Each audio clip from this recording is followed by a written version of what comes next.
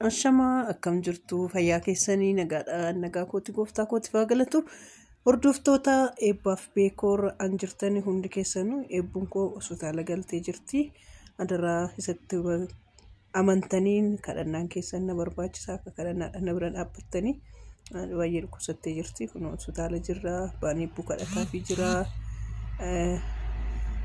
anis kun bira akkasittiin ija keessa ciise tan bira jira jechuudha adaraa keessanii kadhannaan keessan nu barbaachisaa akka nuuf kadhattan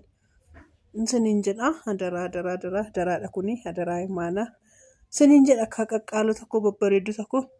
achi immoo dubartii TikTok irraa walii gadi deemaa jiru eebbuu akkas godhee jechuudha yoo harki nama na dabattu mitiire dhaqeen luuccee keessan argee jechuudha luuccee keessan argeeni indannasaaf dannasa seetaniire luuccee keessanis daawwadha viidiyoo kanatti taanee jiru viidiyoo daqiiqaa 6ti copyright qabate hin qabu ta'in beeku yoo qabaate sirba isaa dhaggeeffadha silent godha siniin jedha kanaan irraa fi eebbukiyyaaf immoo kadhannaanaaf godha siniin jedha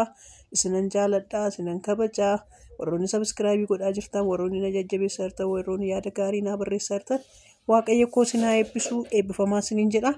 asumaas immoo warri luuccee beektan adaraa keessan karaa keessaa akka inni argatu eebbuu kana argatee akka inni viidiyoo gaggaarii hojjetee erguu fi danda'u adaraa keessan warroonni beektan luuccee naa barbaadatii naa ergaa ani TikTok isaa irratti beeka TikTok isaa irraan fudhadhee dhufee jira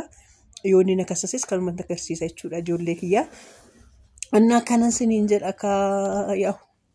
haadha mitiire haati waan namaa gochuu qabdu gooti walumaa gadan deemee waan sin bashannansiisu waan sin kofalchiisu sinii fidaa kanan siniin jedha eebbuu koo faana tura.